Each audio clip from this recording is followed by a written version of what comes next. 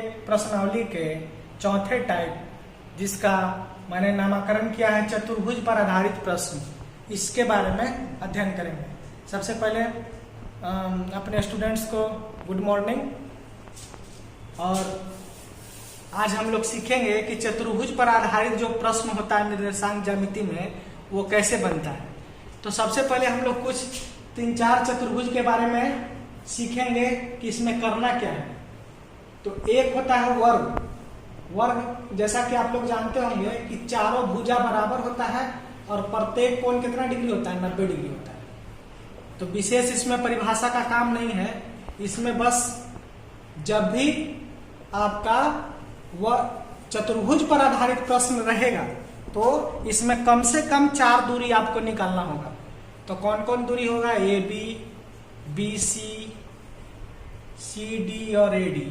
ये चारों दूरी बराबर अगर हो जाएगा, है ना, तथा दोनों विकर्ण, एक विकर्ण इसमें कौन सा विकर्ण हो गया? AC, दूसरा विकर्ण कौन सा हो गया?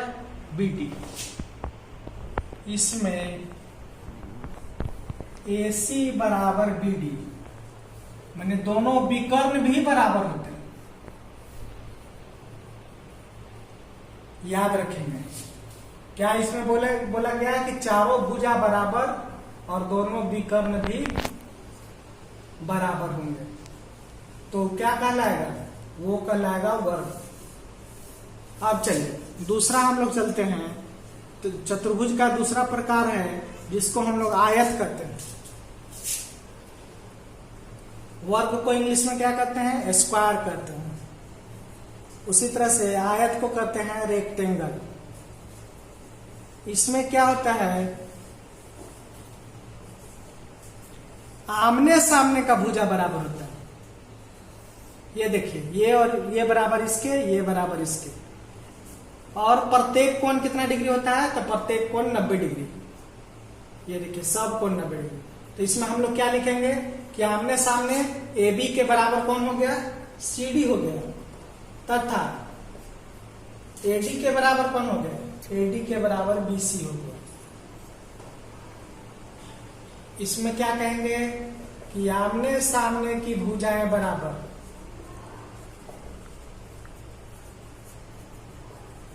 भुजाएं क्या होगी? बराबर होगी। इसमें भी क्या होगा? विकर्ण AC बराबर BD। विकर्ण इसमें भी क्या होता है? बराबर होता है। ये हमारा हो गया क्या? इसको क्या कहते हैं? आयत कहते हैं। अब तीसरा में आइए। तीसरा एक होता है समचतुर्भुज। समचतुर्भुज को कहते हैं रोम्बस। रोम्बस क्या होता है कि जिसकी चारों भुजा बराबर हो। इसमें विकर्ण की हम लोग बात नहीं करेंगे। जैसे मान लीजिए ये चारों भुजा बराबर हो गए तो इसमें इसको समचतुर्भुज कहा जाएगा। ध्यान देंगे कि चारों भुजा वर्ग में भी बराबर होता है। AB, BC, CD और AD। इसमें हम लोग विकर्ण की चर्चा नहीं करेंगे। चौथा समांतर चतुर्भुज।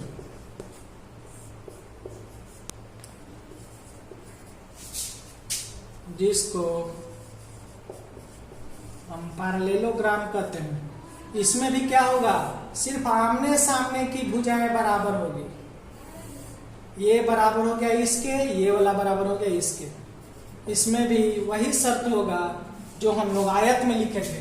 AB बराबर CD तथा AD बराबर BC होगा। ध्यान देंगे इस दोनों में विकर्ण की आवश्यकता नहीं है। विकर्ण की आवश्यकता नहीं। और जहां वर्ग और आयत आएगा तो दोनों में विकर्ण भी निकालना होगा। ये आपको ध्यान रखना होगा। ये 4 चतुर्भुज में 4 ही तरह का आपको पढ़ना है। इसके बाद सब प्रश्न आपको बन जाएगा। एक प्रश्न हम इसमें से चयन करते हैं, उसके बाद हम लोग बना कर देखेंगे। प्रश्न है, सिद्ध करें कि इस प्रश्न को पहले आप लोग खुद से बनाइएगा। उसके बाद NCERT बुक में 4 प्रश्न है, उसको इसके बनाने के बाद आप लोग प्रैक्टिस कीजिएगा, निश्चित तौर पर बन जाएगा। सिद्ध करें कि a बराबर 2,4 b -2,3 c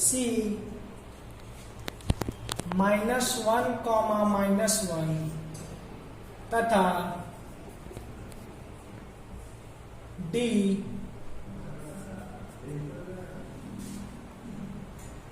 3,0 वर्ग का शीर्ष। ये मान लीजिए आपका प्रश्न है, कह रहा है कि बताइए सिद्ध करना है कि ये भी ए आपका ये हो गया, बी हो गया, सी हो गया और डी हो गया। ये किसका शीर्ष है? वर्ग का शीर्ष। तो इसमें ध्यान रखेंगे कि चार दूरी हम लोग निकालेंगे। तो सबसे पहले हम लोग ए बी की दूरी निकालते हैं। ए बी की दूरी निकालिएगा तो कैसे निकलेगा देखिए, इसमें से इसको घटाएंगे तो -2 का स्क्वायर हो गया प्लस 3 में से 4 का स्क्वायर घट जाएगा तो ये हो जाएगा -4 का स्क्वायर प्लस ये हो जाएगा -1 का स्क्वायर। तो माइनस का स्क्वायर हमेशा प्लस होता है, तो 4 का स्क्वायर 16, एक रूट कितना हो गया 17। ए बी की दूरी हम लोग निकाल लिए किसका? 17। देखिए वर्ग में हम लोग चारों दूरी निकालेंगे, तो ए बी के बाद दूसरा दूरी हम लोग निकालेंगे किसका? बी सी का। बी सी की दूरी ये और ये, तो इसके दूरी निकालने के लिए इसमें से इसको माइनस किया जाएगा। याद होगा आपको बताए थे कि माइनस के बाद जहां ही माइनस आएगा तो प्लस हो जाता है, प्लस -1 और -3 का होल स्क्वायर। ये हमारा हो गया 1 का स्क्वायर प्लस -4 का स्क्वायर। तो ये भी हो गया आपका 16 और 1 17। ये भी निकल गया 17। अब हम लोग बीसी के बाद किसका दूरी निकालेंगे? सीडी का। सब की बारी बारी से हम लोग दूरी निकालते हैं। दूरी के लिए हम लोग बहुत सारा प्रश्न पहले बना चुके हैं। तो सीडी के लिए सी हमारा ये है और डी हमारा ये है, तो हम 3 में से इसको माइनस प्लस हो जाएगा प्लस 0 + 1 का होल स्क्वायर। तो एक 4 हो गया, 4 का स्क्वायर प्लस 1 का स्क्वायर, 16 1 17। अभी तक हम लोग का तीनों दूरी 17 आया है, √17 सही है। CD के बाद चौथा हम लोग दूरी निकालेंगे किसका दूरी? AD का। AD की दूरी देखिए, A हमारा यहाँ है और D कहाँ है? यहाँ है।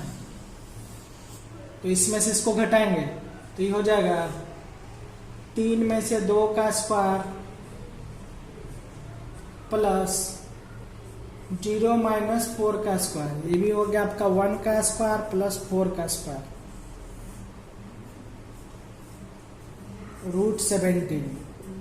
चारों दूरी बराबर है, हम लोग 2 विकर्ण हम निकाल देते हैं क्योंकि वर्ग में आपको विकर्ण का भी काम है। तो हम पहला विकर्ण निकालते हैं AC की दूरी।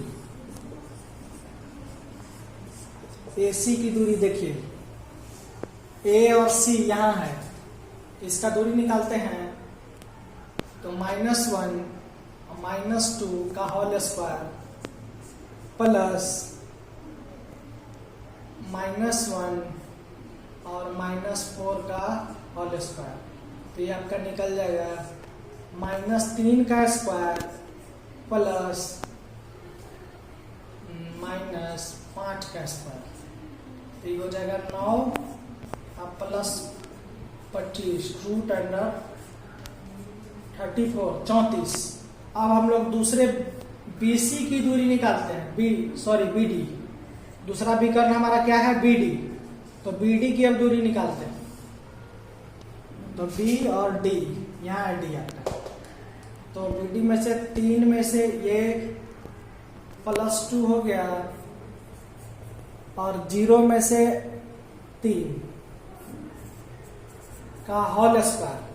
अब ये हो जाएगा आपका 5 का स्क्वायर आप प्लस -3 का स्क्वायर।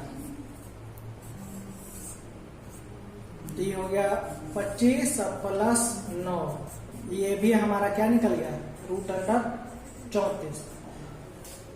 इसके बाद अब हम यहां लिख सकते हैं कि चूंकि AB बराबर BC बराबर CD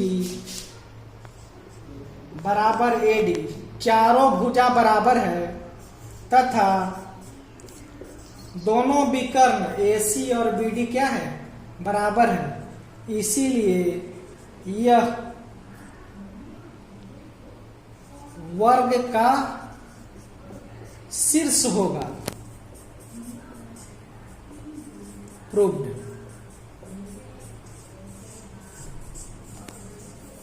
यही ध्यान रखेंगे। क्या क्या हम लोग किए, जो भी चतुर्भुज पर आधारित प्रश्न रहेगा उसमें हम लोग 4 दूरी निकालेंगे। जैसे कि हम लोग पीछे त्रिभुज में कम से कम त्रिभुज में 3 दूरी निकालते थे, तो चतुर्भुज में 4 दूरी निकालेंगे।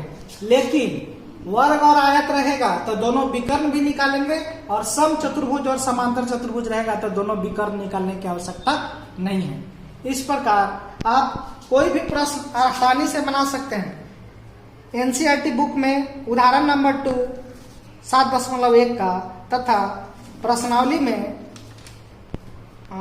6 प्रश्न में 3 दिया है, मतलब 3 और एक उदाहरण का 4 प्रश्न को आप बनाएंगे। इसको पहले बनाने के बाद मेरा विश्वास है कि आप लोग से चतुर्भुज पर आधारित जो भी प्रश्न रहेगा आसानी से बन जाएगा। धन्यवाद।